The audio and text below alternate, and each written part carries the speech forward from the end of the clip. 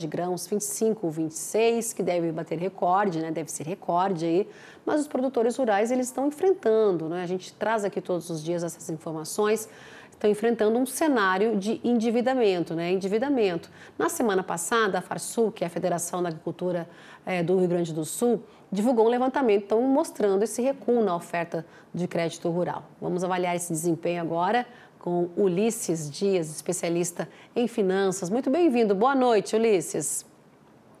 Boa noite, satisfação. Infelizmente, a gente está vendo aí uma retração do crédito agrícola, exatamente porque a gente está enfrentando alguns desafios, tanto com a queda da moeda americana, que desvaloriza as receitas vindas em dólar, já que as commodities são cotadas em dólar. A gente tem também o problema ainda do tarifaço com os Estados Unidos. A gente teve uma quebra de expectativa como mercados como China, União Europeia iriam absorver essa produção brasileira, e a gente também tem um cenário muito negativo com relação à taxa básica de juros, que está no maior patamar em 20 anos.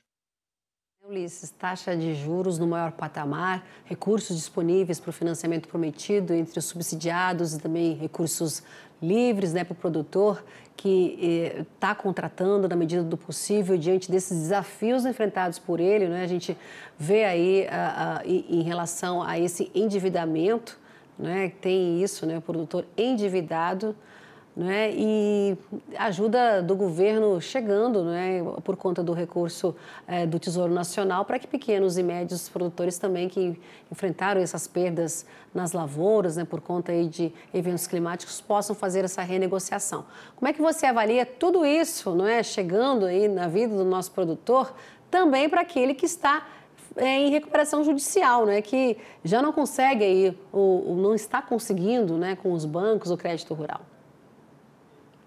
Eu acredito que a situação do pequeno produtor, infelizmente, ela está muito séria, e a gente vê isso também, de certa forma, nas grandes empresas. A capitalização que a Cosan ela fez, ela reflete um pouco dessa fragilidade do mercado agro em todo o Brasil. Esse que foi um motor muito forte de crescimento do nosso país nos últimos anos, só que agora tem enfrentado aí alguns desafios. A gente ainda tem, dentro desse processo, as incertezas com relação à reforma tributária. Então, muita gente que pegava recursos vindo aí das LCAs, que são as letras de crédito agrário, agora tem uma incerteza maior, porque a gente não sabe se esses instrumentos serão ou não tributados, em qual alíquota, e a gente também tem um processo das pessoas elas estarem muito incertas com relação aos planos do governo, né? Então, a gente tem um custo de oportunidade muito alto.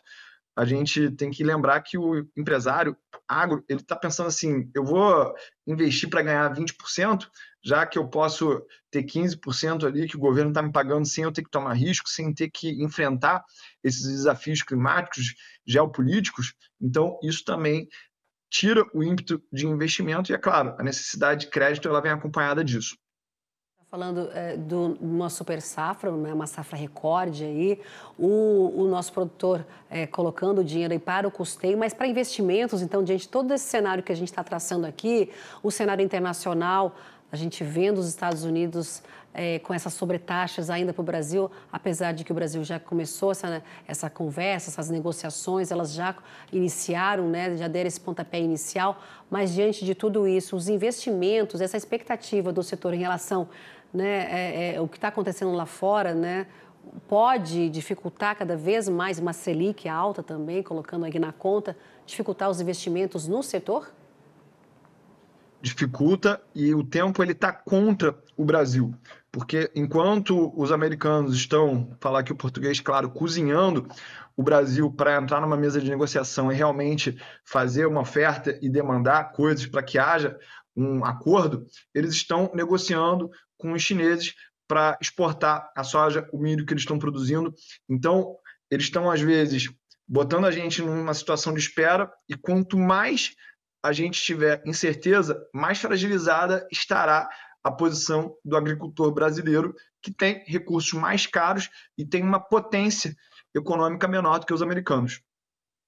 A gente falou muito, né, desse encontro entre o Xi Jinping, Donald Trump, em relação a tudo que eles estão negociando. A gente tem terras raras, a gente tem a soja americana que os americanos querem que a China volte a comprar. Nisso tudo tem na fila aqui a soja brasileira nessa expectativa. Não é, Ulisses? Muita coisa acontecendo, mas como é que você avalia, para a gente finalizar aqui, também esse grande encontro que aconteceu entre essas duas potências e o que pode sobrar aqui para o nosso produtor? Eu acho que o grande risco é exatamente essa palavra que você falou, a gente ficar com a sobra. A gente precisa ser protagonista dentro do agronegócio mundial. O Brasil, ele é uma potência relevante e ele tem que se posicionar de tal forma para que a gente encontre uma solução, encontre previsibilidade, porque o empresário, ele precisa de previsibilidade e a gente tem que tirar dessa pauta qualquer assunto político, qualquer assunto que tenha a ver com reeleição, partido. A gente tem que falar da situação do brasileiro que está cada vez mais encurralado numa situação de realmente não saber o que fazer. Então, por um lado, caso a gente tenha um enfraquecimento do agronegócio, a gente vai ter uma pressão de inflação, mas a gente também vai estar com um menor crescimento do nosso PIB, já que o agronegócio ele representa quase 1/3 do nosso PIB. Certo, Ulisses Dias, especialista em finanças. Muito obrigada pela sua conversa hoje aqui com a gente, viu, Ulisses? Uma boa noite para você, até uma próxima.